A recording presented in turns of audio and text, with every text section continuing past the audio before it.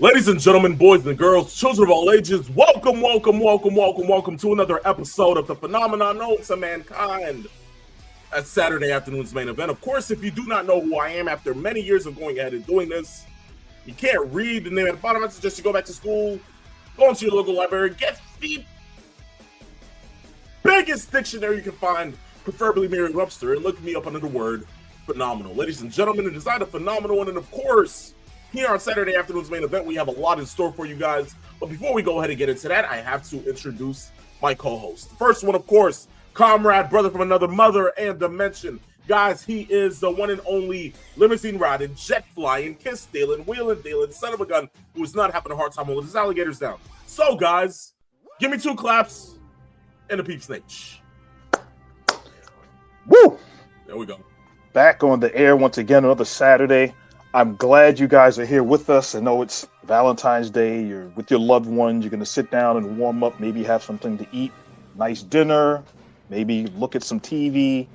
If you're wrestling fans and you're snuggled up to your computer or you're watching us on Twitch or on YouTube, we'll give you the 3 tenets that'll help keep you guys just as warm and just as cozy as possible. And those 3 tenets are laughs, good times, and all the wrestling news possible. There you go.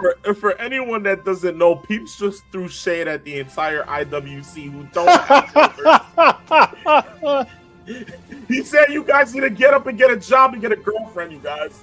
Peeps, great stuff. Oh, You're Lord. finally turning into a heel. But, look, guys, Peeps, welcome to the show. We appreciate you, man. Thank you for going ahead and being here for another Saturday.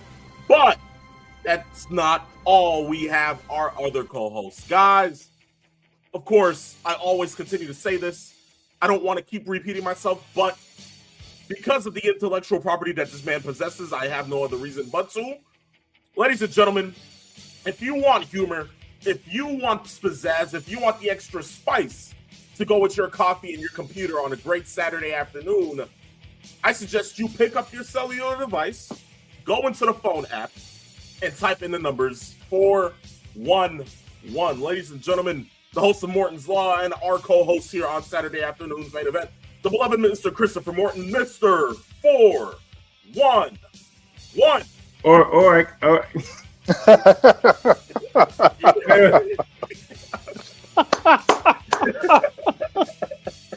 Yo, that's funny, man. Oh, man.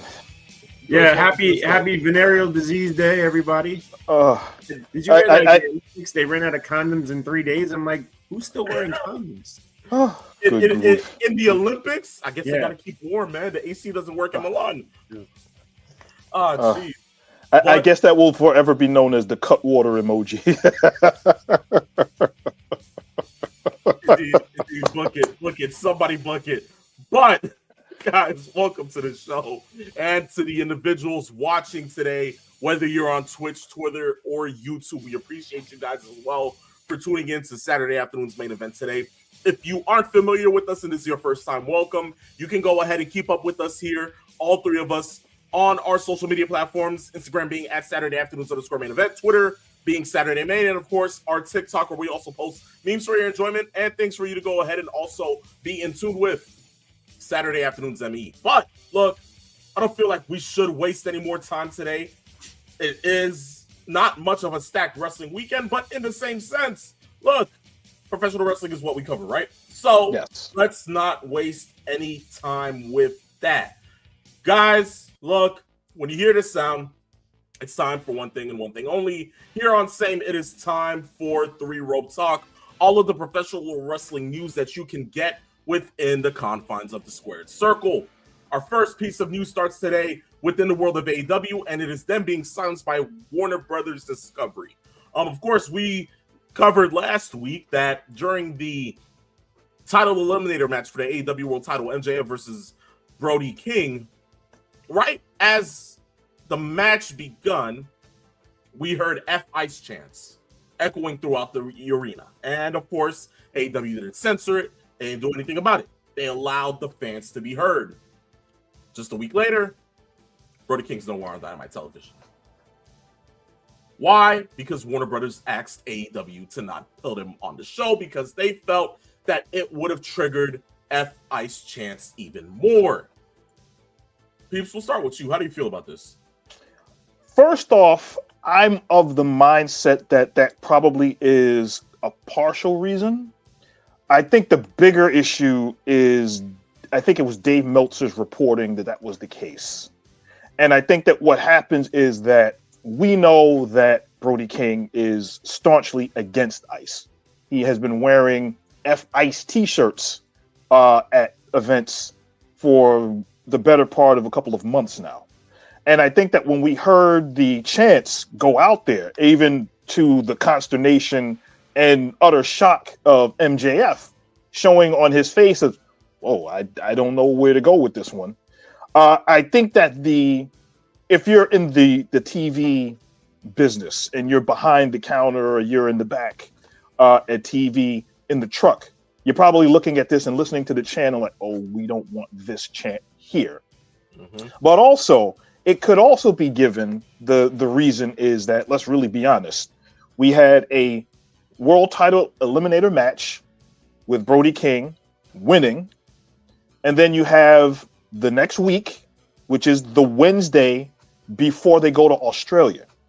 So maybe, just maybe, they decided not to have him on the show because he probably had to travel to Australia to get ready for his world title match at Grand Slam.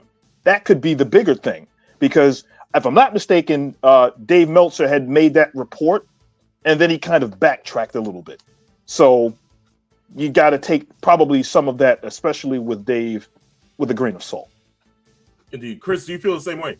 Well, is this the full story, though? Are we getting it right because of what everyone's saying? Also, people suggest that it had something to do with Tony Khan's booking and it didn't have anything to do with them. So there's a lot of stuff being reported again, and we're getting that a lot lately. A lot of misinformation or multiple information on certain topics that we don't really know the answer to. So I feel like we don't have the full story. And I mean, look, at WBD also, isn't there a factor in that somebody had said online about them still in the process of the sale, and they don't need any of that negativity or any of that what people would deem to be controversial, I guess, in that sense, in terms of the chants. So, I mean, there's a lot to it. But by the way, you know what? I always say F-Ice too, not just that ice, but I don't like ice in my drinks. Like, I hate that ice. You know what I mean? It waters down the drink. How about in the wintertime, we got black ice. You have to worry about that. Greatest meme ever, by the way, in the pandemic, like before the pandemic. Black ice matters. So, you know, I mean, so I just hate all forms of ice. Good grief. Saturday afternoon's main event for you, ladies and gentlemen. Yes. We move on from AEW to the world of WWE.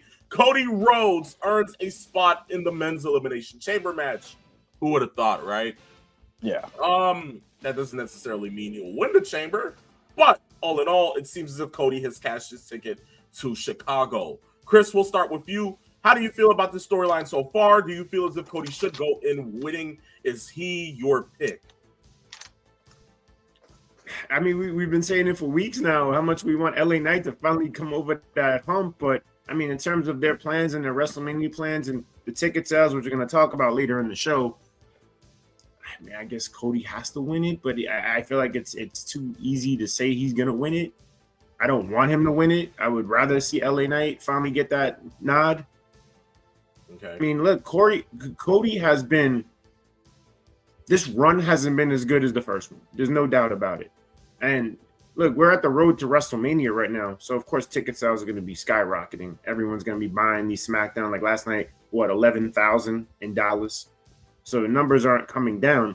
But overall, the second reign by Cody wasn't as successful as the first reign. No. I agree. Peeps, how do you feel about it? Well, we all have looked at Cody's second championship run, and it was also due to the fact that who he had to beat for it. Yeah. How the championship was taken away from him, and the story that was crafted around him regaining it at SummerSlam. So we know going in, Cody was only going to have that belt long enough to see him be the chaser.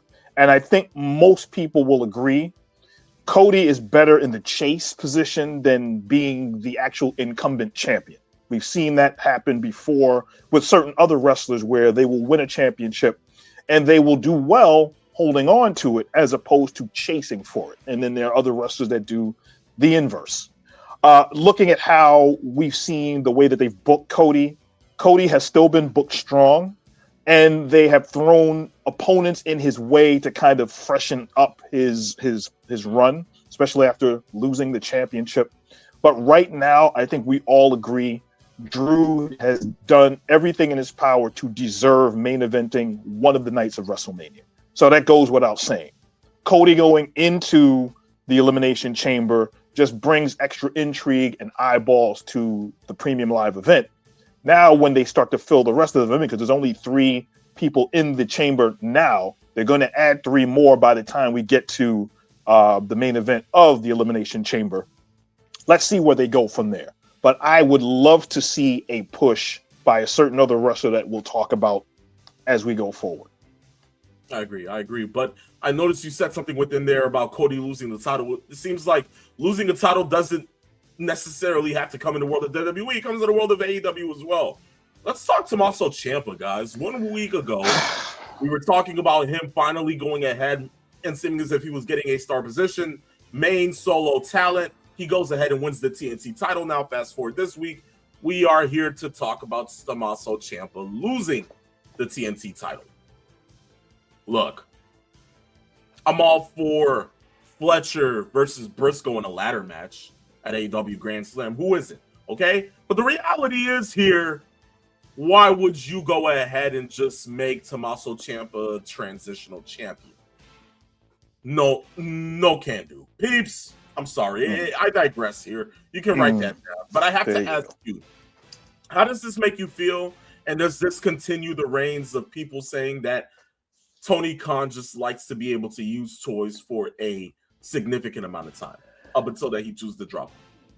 I think it's shock value, but I also think it sucks in this way.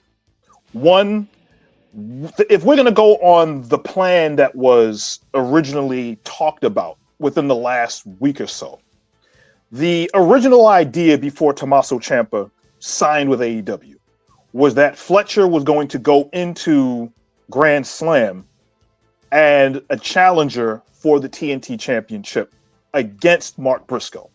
As most people know, they faced each other 6 times already. The 7th was going to be the rubber match for them that was going to decide probably the end of the feud. But getting Tommaso Ciampa involved in the match, you have a chance to get him in. He leaves WWE, and you get a chance to do something great with him. They give him the great music. They give him the great entrance. They bring him out on Dynamite. Then they bring him on Collision. He wins the TNT Championship. He shows up the next week on Dynamite to showcase that he's going to be there to defend the TNT title with Fletcher. He goes the next week and loses the belt. And I think the short-sighted part of this was they were going to do this to build Fletcher going in to Australia as TNT champ. And I think that's kind of what it was. And then it was kind of like a course correction. So with Tony Khan, they win. He wins the championship for his new guy to build up a little bit of ratings and then pull back, take the belt from him, and then move forward with the original plan. I think that's what it was. Chris, how do you feel about this? Fletcher doesn't need a belt right now. In fact, I No, he feel does. like belt with him is the next step is the main title. Like, this is where we're at with his career trajectory. He doesn't need this title. Him going against Briscoe. I mean, I know you said who doesn't want to see it. I don't want to see it because I know what match it's going to be. It's going to be a garbage match, and I'm over the garbage match. Only the sickos want to see that. I don't. Ciampa, I don't know what's a bigger shock, him winning it the way he did or him losing it as fast as he did. Because And it was a great match too on Wednesday too. What are they doing? So yeah, I don't know. This is like schizophrenic booking from the original Tony Khan era. I mean, everything seems to be going back to what it was in 2018, 19, 2020 with the booking just not making any sense. So I mean, Now, look, let me ask you this. Yeah. Do you at least, all you can do is at least hope for the best, but do you believe that the future is bright for Ciampa while he's in AEW. I don't know if he has any more plans with him. Did you just bring him in like Sean said, the new toy, shine him up real nice, and then doesn't use him anymore? Who knows? But I mean, if they're already going to go to Briscoe, where does that leave Ciampa? I just don't get it. I think that this is the temporary bump up for the debut. I think that Tony Khan, not to say that he may have super long-term plans with him, but I think in the periphery, in the interim, I think he does have some kind of plan to use him. I don't know how effective he would be using him the way he is giving him too much credit. Yeah. But what I think is going to happen is I don't think that this is one of those things where it's like, okay, we're done with using him. Okay, let's move him down the card. AEW has 10 championships on their roster, and the TNT Championship was one of their. It's the equivalent of their television title. So if you're going to say that belt now belongs to Kyle Fletcher going forward for now, let's see what they do with Ciampa, because he can go after the international title at some point. Maybe he can find a partner, go after the tag team championship. Maybe he goes after Ricochet in the national title. There are other avenues that they can use to kind of keep his heat high. But it's just unfortunate due to the fact that the match on Wednesday was so good and it ended the way it did. That's another thing. So not that it was a surprise to me of the result. It's the fact that they even booked the match, because when I was watching Dynamite for the brief time that I can only stomach it for, as you guys know, when I had seen the match announced, I'm like, he's losing the belt back. There's no way he's going to beat Fletcher. Now, they could have done a DQ finish and not given Fletcher the title. They could have done anything else involving the Callis family interfering with that. But I just had that gut feeling he's losing this title, and I was right. Indeed said. All we can do is just hope for the best when it comes down to the AEW career of Tommaso Ciampa. But from there, we also hope for the best for this individual, Braun Breaker. He has suffered an injury, of course, having to do with his hernia. After the Royal Rumble, in which he went out and kind of like, started a whole riot at Pierce and all these different types of other things. And I guess it was at the moment that he chose to flip the announce table that he ruptured his hernia. That's tough. Yeah, that is tough. Wow, Doctors have sidelined him, have said that he should be out for a good amount of months, possibly even after WrestleMania. He can go ahead and make a return, but they say that they just want to have him heal from it first. Yes. Chris, when this pertains to Braun Breaker being injured, we know that this can probably do bad towards whatever plans they had for him or division leading up to WrestleMania. What do we do now? Well, didn't the injury occur before the Royal Rumble? So therefore, didn't they change how he was going to be in terms of the masked man jumping and attacking him? Because wasn't he slated, as some people said, to be in the final three, or if not win the Rumble? Initially, he was booked to win the Rumble. Right. And was supposed to win it at number one. But of course, the botch for the Chiron of him being number one, they had to change him to being number two, and then he got hurt. So, right. So he was that was the plan.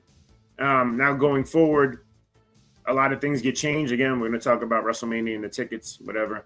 But just unfortunate timing for him in terms of what they have been doing with him in the plan.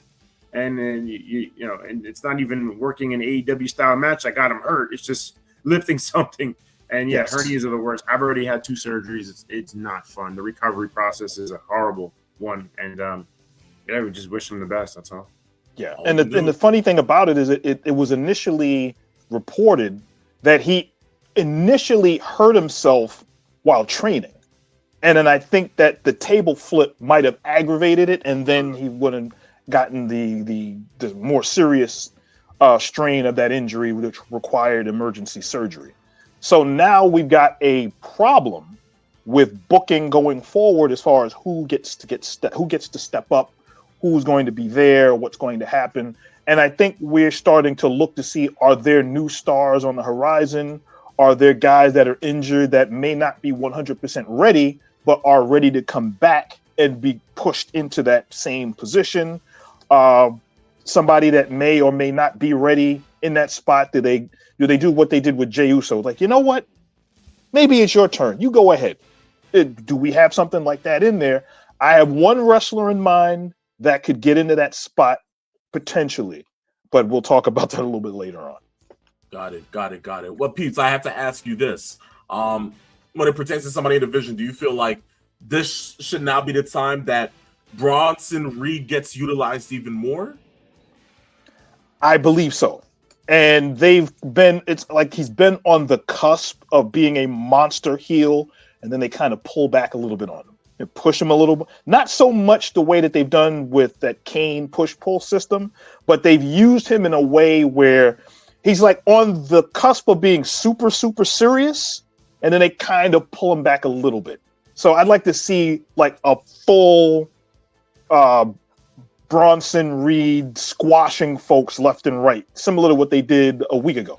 It's not him that needs to be elevated. It is not him. In fact, there's a guy that is being completely misused and needs to be in matches in wrestling. I don't even know the last time. I guess tag matches. I don't recall his last singles match. And again, it goes back to the whole masked man. Who is the masked man? Is it Theory? Is it Paul? Is it who is it, right? But Logan Paul's the guy, man. Logan Paul needs to be up there in the upper echelon, the way he has that heat with the fans, and I don't know what they're doing with him right now. It's just so bizarre. He's not really the guy. I mean, he's like a representative of himself. He's not even the same guy he was 6 months ago.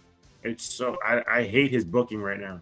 Yeah, it's funny because as from what I'm hearing, there are reports saying that Super Bowl headliner this year, Bad Bunny, might be returning to the WWE in a short while of time, and if he is returning in a short window of time, they're saying that the match that they might go with is Logan and Bunny. Do we feel like in terms of look, if you're trying to sell tickets, and again, I keep beating a dead horse that we're going to talk about that later, but that's going to be a big draw. A lot of people are going to buy that. A lot of people are there's going to be a big walk up for that. Yes, I would agree. But all in all, we just have to wait and see. But hope for the best for Braun Breaker when it comes down to him and his injury. Guys, we move away from that, and that marks the end of Three Rope Talk here on Saturday afternoon's main event. Peeps, before we go ahead and get to our question of the day, I want you to go ahead and end this segment here by going ahead and speaking about our ratings. Yes, sir. Ratings came in. TNA's ratings for this week will probably come in next week, but I've got the NXT, AEW, and SmackDown's ratings. First off, I'll give you NXT. They did 637,000 views with a 0.12 in the demo, whereas AEW did 604,000, and they got the same demo, a 0.12 in the demo. Interesting enough. Remind us of last week's numbers. Last week's numbers for AEW were both, for the last 2 weeks, have been in the 600,000s. So last week, AEW did 654,000. Actually, they won last week over NXT. And the previous week, they did 653,000. So they are up in the 600,000s, but they're trending lower each week. And I hope that it doesn't creep into the 500 and it starts to diminish anymore, because it wasn't only 3-4 weeks ago that they did under 500,000. So listen, but naturally at the same time, everyone can say, oh, they're up against the Olympics, so whatever number they get right now is gravy. And we talk about it until the next thing comes up that they can blame for the ratings, whatever. Yes, and then I can give you SmackDown's ratings, and SmackDown's ratings got a real big boost. They did 1.45 million with a 0.35 in the demo. This is the highest that SmackDown has done since September, when AJ Lee debuted again on SmackDown. So that goes to show you how big their ratings have gotten over the last couple of weeks. After they were flirting under 1 million for about 2 or 3 weeks, they've rebounded. Popularity of wrestling, right, in terms of the gate right now, because it's really strong, but the viewership has never been lower. Yes. had never been lower. Like Yes. it's really sad, and I'm sure last night's SmackDown is going to take a major hit on Sci-Fi up against the Yes. Olympics. So I'm curious that drop might come back down to 1.1, if not a million. If they stay at 1 million, let's say 1,000,001, I will consider that a win based on the fact that, like you just said, they're on a new network, and then they're going to be going against the Olympics for now and next week. So we'll see how that kind of fleshes out. But I think that if they can stay within 1 million, 1,000,001, maybe 1,000,015, I consider that a win. What a disgrace! I'm watching the Olympics right now, freestyle skiing, and it's a total joke. Our American women are like in 12th or 13th. These white bitches can't ski. Oh Lord.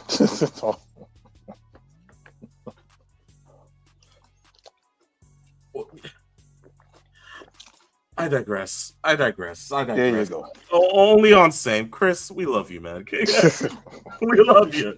But all in all, it's funny that you bring that up because I've been hearing a report saying that Netflix had put out the numbers for Monday Night Raw to Raw after the Royal Rumble. I'm hearing that they did 3.5 million. Yes, they did. Yeah, 3.1 million. 3.1. Yeah, and it's funny. The previous week they had no data at all for that.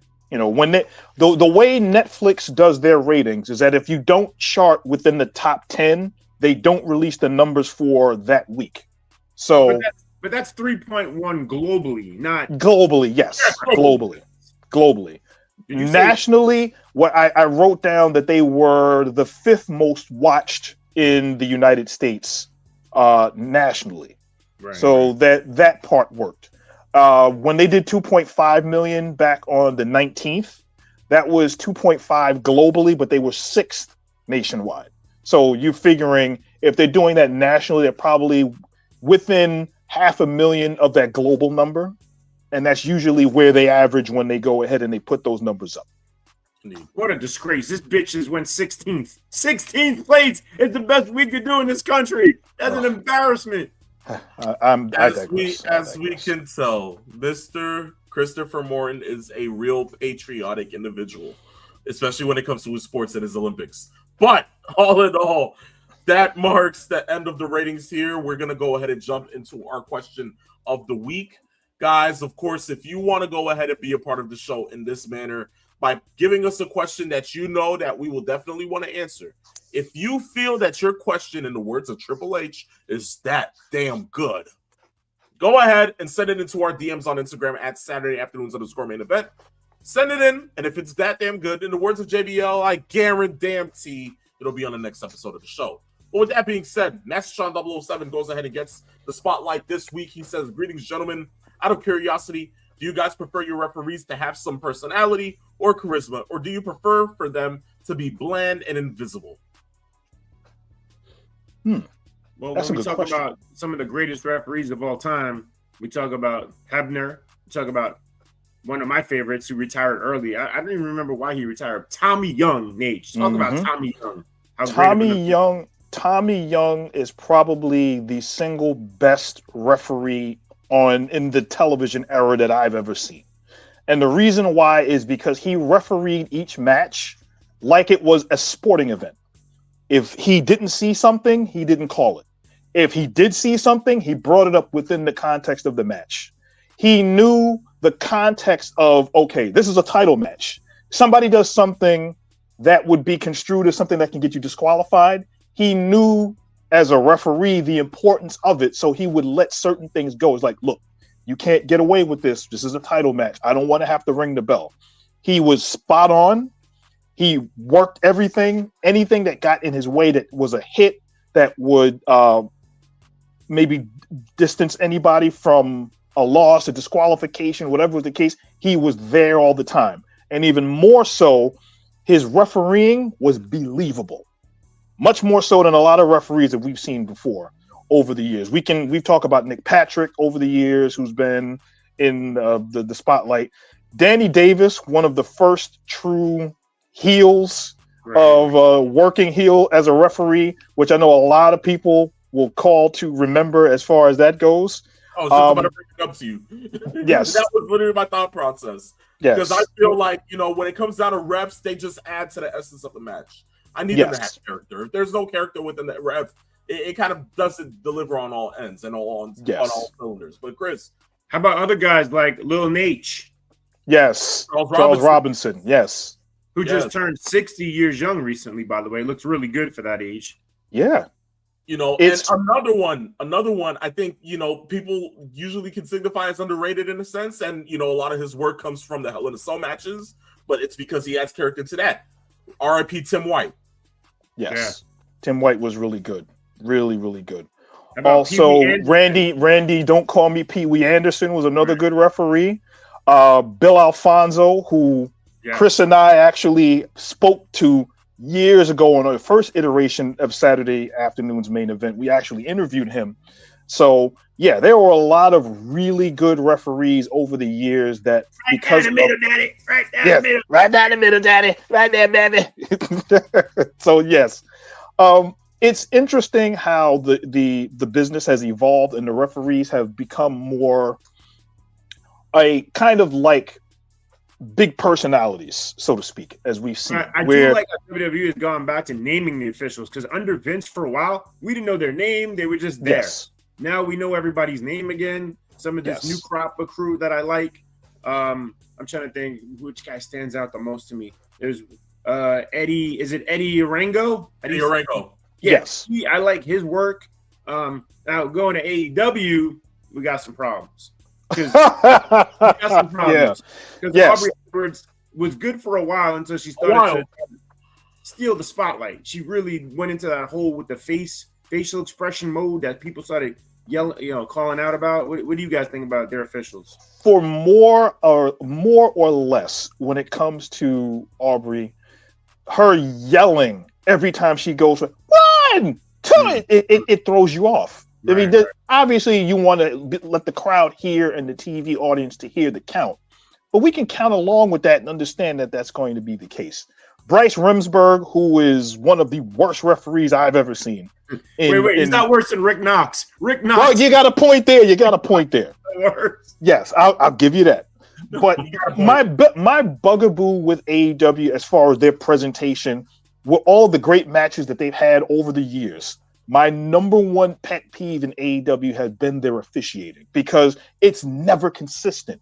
No. It's either we're going to give you a 3 count and we're going to disqualify people, or the referee is going to watch the disqualifying action and not call it. So you either you have to you're going to either call it or you're not, but you can't pick and choose which spots to call and not call. And I think that kind of mucks up the presentation of certain matches. Their best official is the guy, I don't know why I'm drawing a blank on his name right now. He also worked Ring of Honor before he came over. He's their best guy. I don't know. I'm drawing a blank. Yeah, I'll probably remember by the time the show is over. I think I know what you're talking about. But by the way, Cornette has 2 really good nicknames for. He calls Aubrey Edwards Aubrey Ed. He says she looks like a horse. He goes, good grief, Lord. And then he goes, and he said Rick Knox looks like a corpse referee. Wait a minute, wasn't Rick Knox the referee of what was it, Invisible Stan versus the Invisible Man, or was? That's what I figured. Yeah. Wait, it was Remsburg. I could have said it was Remsburg. It was Remsburg. Okay, yeah. I know it was one of the two. It was one of the two. But I think the name that you're looking for, Chris, has to be Paul Turner, right? Yes, it is. Yeah. Paul Turner. Yeah, there you go. I was sitting here trying to draw a blanket, and I just heard Invisible Stan versus the Invisible. Oh man. Yes. It's funny because I'm now beginning to hear that later this year at WrestleCon. For those who don't know, Sandman is going to be having his final match against the Invisible Stan. Oh. Good grief. That's sad. I saw a clip on social media about 2 weeks ago of a wrestler. I have no idea who it was. Wrestled a tent in the middle of a ring. I have no idea what promotion it was. And I don't know who the wrestler was. All I know was he was having a wrestling match with a tent. Make of that what you will. That's a new way to say you can wrestle a broomstick and still get a 5-star match, huh? Yeah. Jeez, if it happens in Japan or AEW, Holy Chris, man. But look, Master Shaw 007, we appreciate the question. Thank you, guys. Again, you want to send in a question, you want to be a part of the show, remember, DM us on Instagram at Saturday afternoons _ main event. Send it in, send it in, send it in. But with that being said, guys, we have gotten to the final topic of our show today. Seems like we have ample amount of time to talk about it.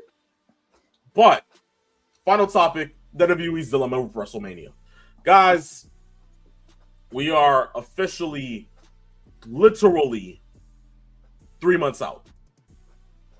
Actually, 2. No, Beginning 2, of Buck 50. not 3. And it's boggling because I'm sitting here and I'm looking at night 1 and night 2. They've only sold 60,000 tickets. Wow. A little more than that now. I think night 1 is 37, night 2 is 37, up to 74. I just looked at it this morning. Got it. So about 74,000 tickets for both nights. And this is far from what we thought it would be because, of course, Chris and I, we attended last year. We know what the attendance number was for both nights. About close to maybe 120-something thousand tickets. More like 110. I think day 1 had 50, day 2 had 60, right? Yeah. Of course, they spoofed the numbers of whatnot and said this is how many people were in. But, you know, the reality is this is pretty low, considering that this is the biggest show of the year for the WWE. And if not the wrestling community as a whole. So, knowing this, there have been reports coming out that there are things that have to do with booking, people not having FOMO, fear of missing out anymore when it comes to WrestleMania, especially with it being in Vegas this year again, which it wasn't last year. All these different things are tying in. But what do we think is the real case? How do we feel about it? And what does WWE need to do to ensure that WrestleMania is a success this year? Chris, we'll start with you.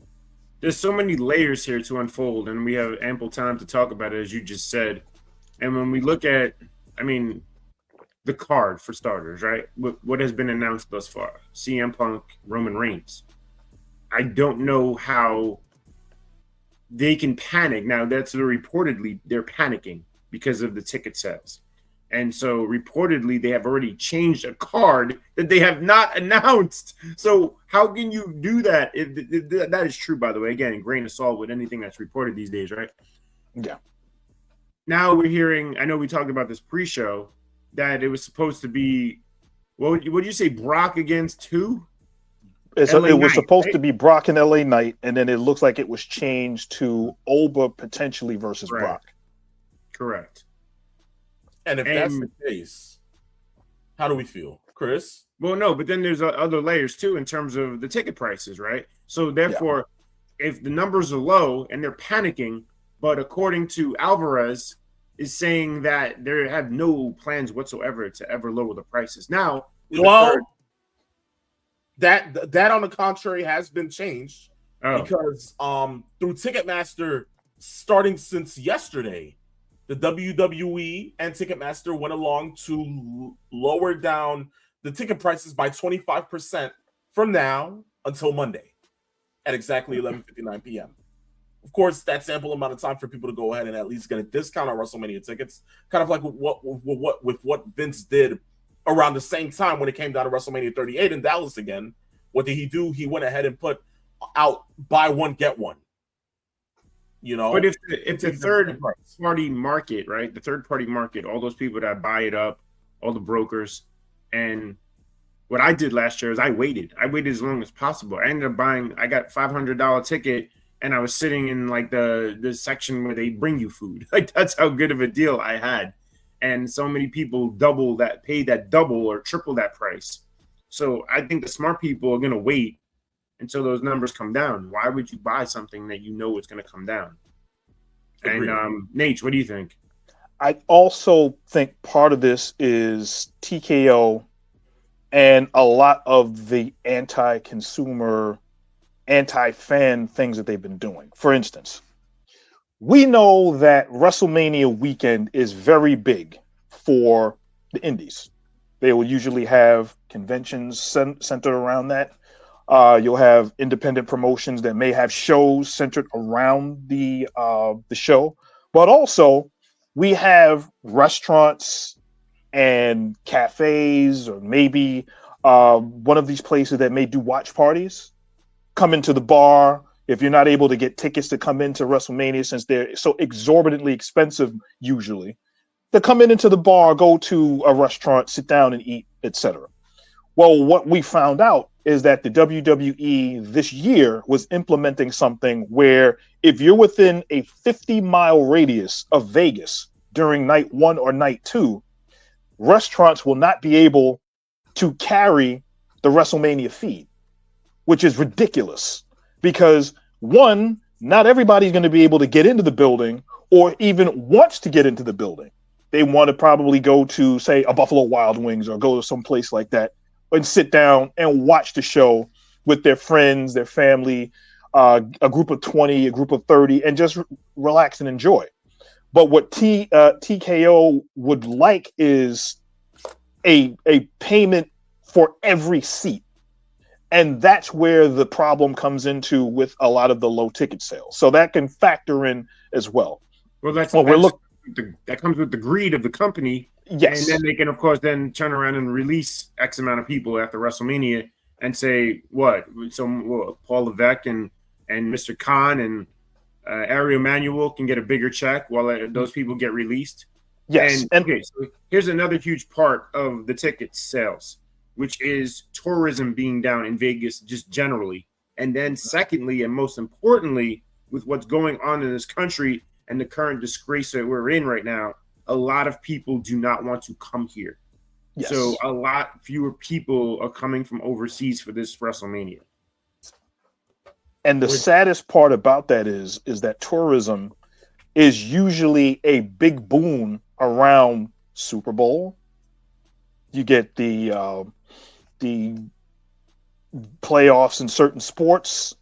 You have now WrestleMania and all of the other premium live events, which especially now are international in a lot of instances. And many times that we've seen, how many times that we talked about when WrestleMania was in Philly, how many fans came from Ireland, Scotland, from other places overseas. Nobody is coming to the United States to travel based on the current climate of what's going on here on the ground in the United States. So they're staying away. And even if they were able to come here, everything is exorbitantly expensive now. So they have to take that into consideration. Oh, Vegas has doubled their prices on everything. Vegas is insane right now because they know no one's coming. So if you go there, you're getting penalized for the lack of people going, which is also You're paying for the people that can't come. Right. And they got to make their money on the back end when they do that. And we're talking with the ticket prices, food, transportation, boarding, if you're going to hotel suites, resorts, that kind of thing, entertainment, all of that is all the way up regardless. So now we're talking about the wrestling fan who has probably more disposable income than most other entertainment consumers, where you can go out and say, I'm going to buy this amount of t-shirts. I'm going to buy championship belts. I'm going to buy posters. I'm going to go to the WWE World, maybe get some autographs, posters, etc. You have to worry about that, and then knowing that going to WrestleMania is going to be expensive. The one thing that usually will bring people to the building is the card. Who's going to be on it? Who's going to headline the card? Who's going to be the main catalyst for why I decide to pay $1,000, $2,000, $10,000 for a ticket, which is insane to begin with. We're talking Super Bowl prices for a wrestling event. Yep. And that's going to be something as a touchstone for a lot of people and why they don't see this year's WrestleMania yet as must see to buy up those tickets in the same droves that they did last year and in Philly. Now, here's where I go ahead and direct to you guys this question. What would be some matches that you feel you want to see at WrestleMania, and that can at least help WWE push open the card for people to be able to sit there and say, I want to see this event now. Chris, I don't know. Nate, what do you think? I need time to think about that. I'll tell you this, and this is where I was kind of hinting a little earlier. We've got the Elimination Chamber coming up in Chicago. Wouldn't it be a boon to have LA Knight in the Elimination Chamber? Win the Elimination Chamber, and you build him organically as big and as over as he is to get that shot at Drew McIntyre. You don't have to have Cody and Jacob Fatu in the main event, so to speak, because I think their feud right now is kind of transcending the championship. It's almost, if you told me that Cody, Jacob, and Drew are having some kind of a feud, and you said that the championship was irrelevant in this, I believe you, because this feud doesn't need a championship to get it going.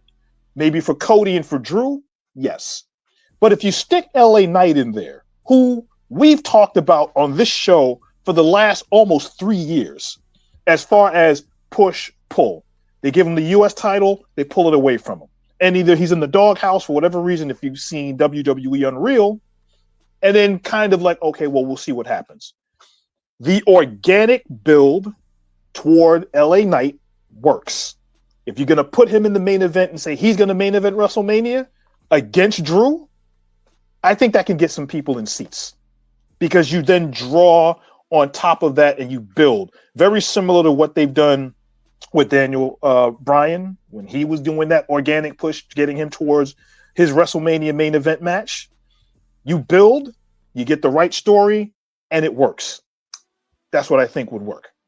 I like that from the standpoint of, instead of just adding LA Knight to the what people had speculated on it being a three-way with Drew, Cody, and Jacob, making it a four-way, you add another match to the card. Yes. Gives more people a reason to see it. But again, at the same time, I feel like, and I respect the question about what matches, it just comes down to all the things we've already talked about. I don't even think it's the card.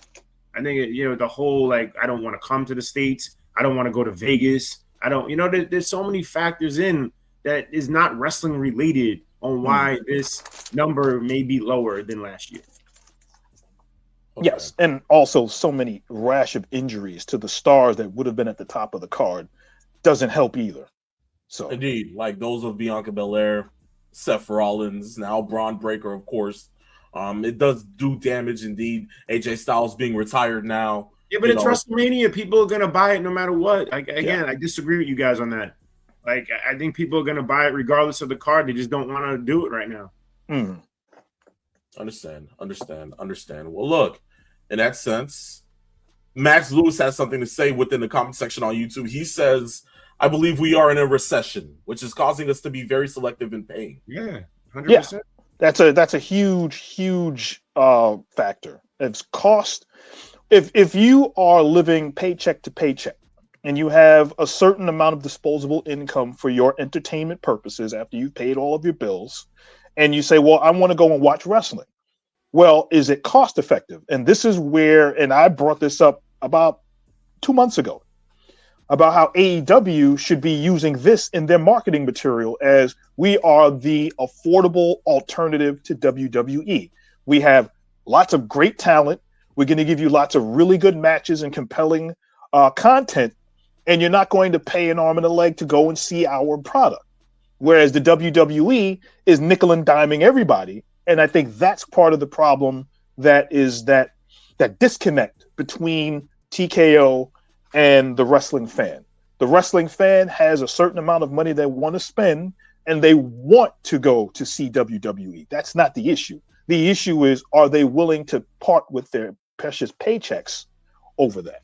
And hard times, baby. Hard times. That's right, baby. That's right, baby. Hard time, because even as Max Lewis can attest to, baby, the stock market has been taking a dump in the last week. I've lost at least $5,000, baby. 5,000. Yes, hard times on the public, if you will, baby. This is what you get out of a Saturday afternoon, ladies and gentlemen. Yes. But as we end the Final topic here today. We are putting an end to the show today. Oh, wait. Let's touch on two things. Excuse me. Closing parting shots, rather. The Royce Keys age thing. Let's talk about that real quick, Nate. Yes. Interesting. In the fact that Royce Keys, who is now in WWE for the better part of 3 weeks now, about 3 weeks. The issue was that apparently the story was going around that he either lied about his age or it was reported that his age was incorrect. He is 41. And apparently when he signed with WWE, it was reported, you take it with a grain of salt, that he was 34. Wow. Now, that's a 7-year difference. Remember that's the boogeyman. Remember everyone thought he was 30, but he was actually 40? Yes. And I'm coming to get you. So, and Met fans still don't know how old Juan Soto is. Oh, good grief. Yeah. Home runs, right? Who cares? But it's crazy that something like that floated around about a guy who is now part of the company and has only been seen on camera once. Yeah. And that is the issue. Right. What a problem. You can't make it up. Yes. Obafemi has been highlighted over the last couple of weeks. As a matter of fact, he was on SmackDown in the back having a conversation, and Kit Wilson decided to talk about how toxic he was. And I believe he's going to have his first match on SmackDown against Kit Wilson. So he's firmly in place. They have a plan for him. What are they doing with Royce Keys? I have no idea. Again, we don't need a plan. We just need him to come out and ragdoll a few people. Yes. Whether it's interfere in a match and just beat people up. He doesn't have to have a match. Yes. He can do anything to come out there and disrupt the show. Just whoop ass. Please, just whoop ass. Just pick somebody up and powerbomb them 5 times on the steps and then walk out of the ring. That's all. That's Wardlow's gimmick. He doesn't do that powerbomb symphony, right? Wait, where is Wardlow again? He's MIA for a long time. Where's Wardlow? Find Wardlow. That sounds like one of those "Where's Waldo" kind of deals, huh? Yeah, where's Waldo? Exactly. Like, where's Ward? You know what?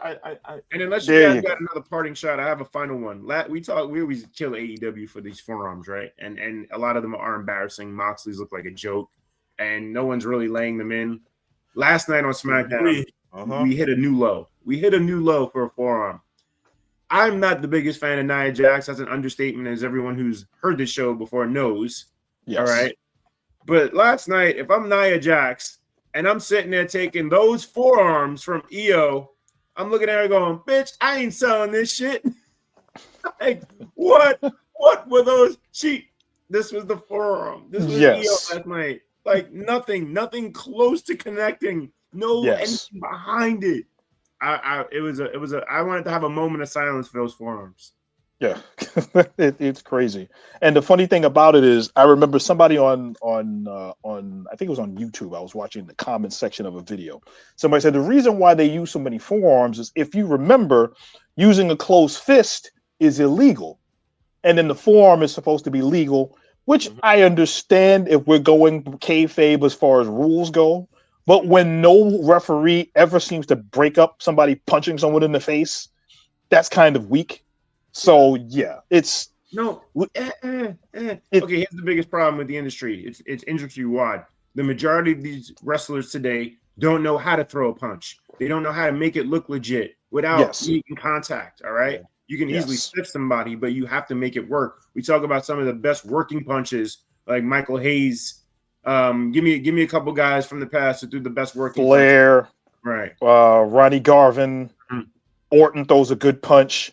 You know, Marty Jannetty threw a good punch. Barry Windham threw good punches. Hogan threw a good punch. Hogan threw a great punch. Right. Great working punch. And I'll give you that. Even Jim Cornette threw a good working punch. Even though he was a manager, he threw a pretty good punch. Warrior threw a good punch. Yes. Because that one came from like Mississippi and hit you right upside in North Carolina. So yeah. Steamboat as well, if you want to add him to it. Yeah. But we talk about the forearms, and listen, why not? If you throw a punch, the referee has to warn you. You can't just get disqualified immediately. So Yes. throw that into the mix, like heels or even on a babyface comeback. There should be a punch with a warning. Throw it Yes. once in a while. If you throw it Yes. repeatedly, then you get disqualified. Yes. It just so many things. And look, we've seen it on Unreal with the producers and the match layouts. And some of these guys that are producers now weren't elite wrestlers, Jason Jordan or whoever else is backstage with who's the other one? I think Chris Jamie Parks. I think Chris Parks is a producer, a match producer as well. Yeah, Jamie Noble. Yes. Right.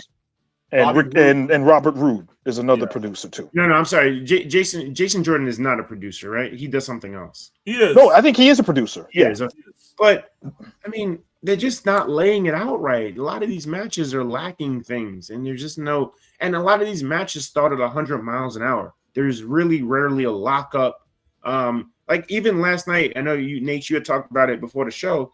The Jordan Grace Jade Cargill match. There was a spot, not in the beginning, but middle end, where they did like a roll up head scissors, a kick out. That's how you start a match. Yes. What is that?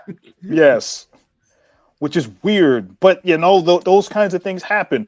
It was a good match, and as I stated before, it's weird that Jade this was only her first title defense since she won the belt in November. And it's like, what is that? Another thing with this WrestleMania build, what are they planning on doing with her?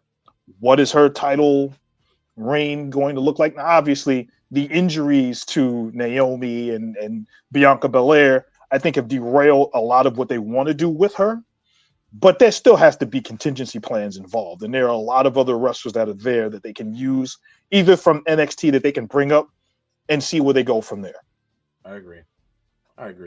Well, You got it, Rich. You have any parting shots? Anything that took you by surprise this week, or anything that parting shots. Look, the last time I had a parting shot was the minute that Cody Rhodes had to mention the fact that he doesn't get called Raheem for no reason. That, for me, since last week, still has me off guard.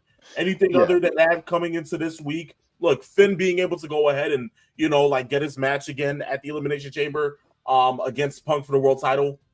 I just hope it ends with Dominic going ahead and being able to cost Finn, so I can get Finn versus Dominic for the IC title at WrestleMania. Yes, right? Okay, it would make and sense. That's a night 1 or a night 2 match. I say a night 2. Okay, I say a night 2 because that would only mean that the Judgment Day is ending. That would, or Finn's getting kicked out the group. One or the other. We talk about the booking. We talk about how poor the booking is, right? Let's be honest. If you're gonna do the Finn Punk first match, there has to be an out for the loser. There was no out. Punk won clean. So you can't have a rematch. This rematch makes no sense whatsoever. Finn has nothing to stand on why there's a rematch. Which then goes back to why the Judgment Day would want to kick Finn out of the group based on that. If their whole entire existence is winning, they could pin that on Finn and use that as an excuse to say, this is another reason why you don't need to be in this group. Got a point. Well, we'll just have to wait and see what happens with that. But all in all, guys, thank you for going ahead and tuning into this wonderful episode of Same. We will be back next week with our following episode coming into, AEW Grand Slam Australia and everything else going on within the professional wrestling world for this coming week. But look, just remember, guys, this was Same. We're out of Phenomenal One. And I, the Peeps Nate. Mr. 411.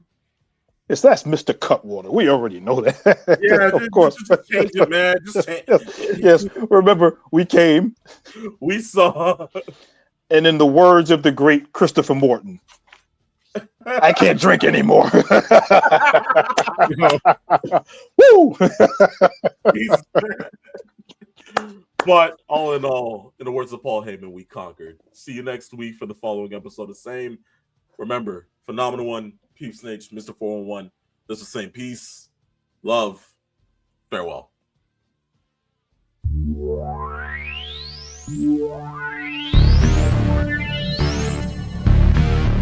Extreme.